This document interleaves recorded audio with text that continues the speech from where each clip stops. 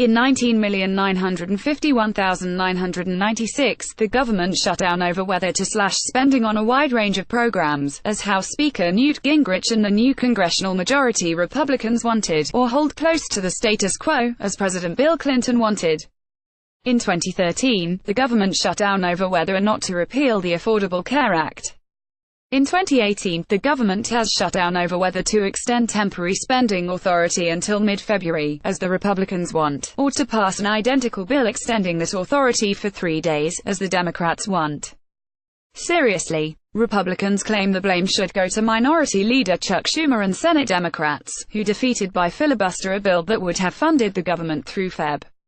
161. That's not entirely wrong. Democrats are facing heavy pressure from constituency groups to take a stand for the Dreamers.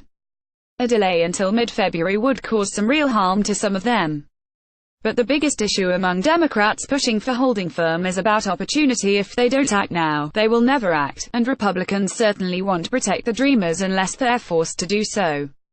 It's not at all clear to me, however, why a very short continuing resolution would be any different on its score from a 4-week CR, or the 3-week CR scheduled for a vote on Monday.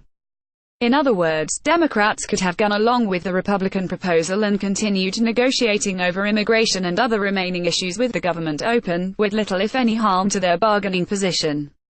That said, if we're thinking about blame in that way, Republicans would appear to deserve at least as much. After all, Democrats have been repeatedly offering 1 or 3-day CRs in bills otherwise identical to what Republicans have been proposing, only to have Senate Majority Leader Mitch McConnell or other Republicans object. 2. As far as I'm aware, no Republican has even defended objecting to these short-term measures, which would allow the government to function normally while negotiations continue. Republicans have been blasting Democrats for opposing CHIP funding for health insurance for children, which would be provided for 6 years in the Republican proposed 3 or 4-week CRs. But that's entirely disingenuous. Republicans could have passed CHIP authorization as a standalone bill at any point in the past year, and could still pass it rapidly as a standalone bill if they wanted to. It is Republicans, not Democrats, who are holding CHIP hostage. One can also argue that Republicans, as the party of the presidency and the majority in both chambers of Congress, have most of the responsibility for trying to reach an agreement. 3. That hasn't happened. House Speaker Paul Ryan worked to cut a deal with the House Freedom Caucus, but didn't make any offer to Democrats that might have yielded a less party-line vote. McConnell put Ryan's bill on the Senate floor without any further attempt to secure support from Democrats.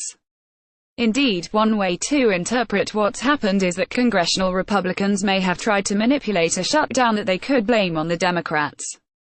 Whether that's true or not, they certainly don't appear to have tried hard to avoid this outcome. And then there's the president. By all accounts, Trump's inability to negotiate successfully has been a problem. He doesn't appear to understand the issues at stake, and he doesn't follow through on his commitments. To step back a bit, as political scientist Matt Glassman has shown, same-party congressional leaders usually defer to the White House and let the president, or, more likely, his top staff take the lead in these sorts of negotiations. That hasn't happened here, other than Trump occasionally intervening to blow up any progress that's been made, or, in other cases, to make progress only to then undermine what he previously had done. But there's another way to look at blame for shutdowns. The blame should go to whichever side is acting well beyond the leverage it has. That's a good way of getting beyond pointless fights about whether one side or the other was the last to act and therefore the one that shut down the government. However, it doesn't help much now, because the distance between the two sides right now is so small. Remember, as of Monday it will be over whether to temporarily fund everything for 3 days or 3 weeks. The eventual fight over immigration and other matters is certainly a serious one, although perhaps not as weighty as Obamacare in 2013 or the host of issues that Gingrich was fighting for in 1995. But right now, it's over an 18-day or so gap in how long to temporarily fund the government, with no obvious reason to believe that either side will be put at a huge disadvantage going forward if either of those positions, or some compromise between them, is adopted. So I have no idea which side is in a position to force the other to cave, but mostly because they've collectively botched this so badly that the doors are closed over practically nothing. If it goes on much longer and becomes the third extended government shutdown in the US history, I think it's safe to say this is the stupidest shutdown ever. This column does not necessarily reflect the opinion of the editorial board of Bloomberg LP and its owners. To contact the author of this story, Jonathan Bernstein, at jbernstein62@bloomberg.net, or contact the editor responsible for this story, Mike Nizza at nizza3@bloomberg.net.